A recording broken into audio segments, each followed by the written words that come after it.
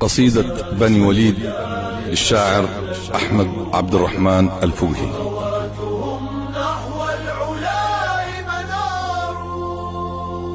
في وصفك كل الحروف تزينت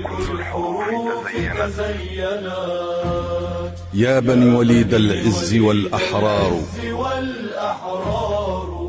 ماذا عساني أن أقول بحضرتك نظم القريض مبجل ووقار. من أين أبدأ في اقتفاء مسيرة قد ضاق عنها النظم والإبحار. من أين أبدأ في اصطفاء قصيدة لتضمها الأبيات والأشعار. أو كيف أبدأ في احتضان حبيبة هي للعناق مفازة وفخار. حمل ثقيل تكتسيه حروفي، حمل ثقيل سائد وقرار. فلمثلها يرنو الحليم صبابة فاض الحنين لأهلها وديار.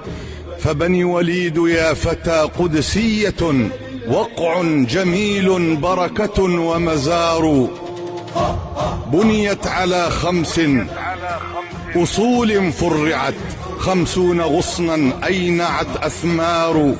في كل دار طيبها متدفق ويضوع من أبوابها الأبرار. فبني وليد يا فتى موصوفة بالحب والإخلاص والإيثار. إن جئت ضيفا فالبشاشة عادة والخير فيها دائم مدرار. سمت السلام بظلها متفيئا ولأرضها في العالمين مدار. اسأل أباك يا فتى ما حالها كم أهلك الأعداء في دينار. اسأل أباك واقفا عن إرثها من في الملاحم فعلهم تذكار. أبطال من نار الفداء تجلدوا خطواتهم نحو العلاء منار. أبطالنا وبهم تسامت أمة والعزم فيهم سيفه بتار.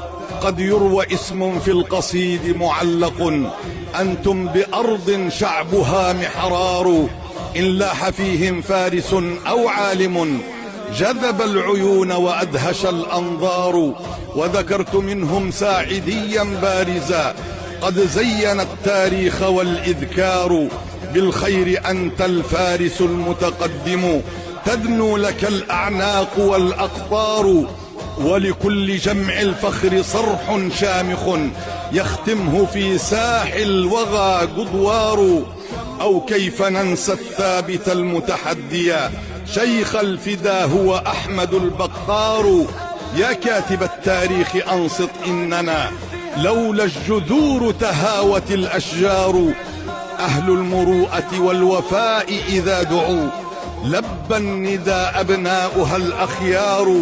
ولهم إذا ما استنجدوا في مأزق سبق الفعال لقولهم إنذار. لكن ظلما قد تدثر خيبة صدر القرار وما له أعذار. 7 وفيها 7 من خيبة تسقى بها الأحقاد والأوزار. جاءوا بسيف الزور فوق رؤوسنا ويجره الأنذال والفجار. بالعزم يوم العزم كنا قدوة يوم الكريهة شيبة وصغار.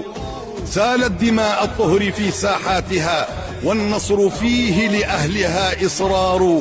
وتكسر الأوغاد في عتباتها لا شيء فيها إن هوت أسوار.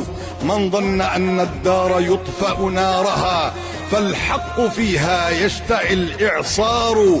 أبني وليد أبني وليد على المدى أنت الرؤى أنت العطاء وما به إقفار.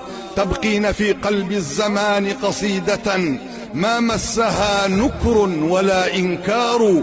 إن جار وقت فالوفاء سياجنا نحن العقول ركيزة ونغار. وغدت معاني المجد فيك قصة تروي الحكاية ضيفها الأسرار. فيك البطولة لا تمل حكاية أنت البداية والختام غمار. يهديك ابن منشدا كلماته منك السماح إن غفلت مسار. أبطالنا وبهم تسامت أمة، والعزم فيهم سيفه بتار. قد يروى اسم في القصيد معلق،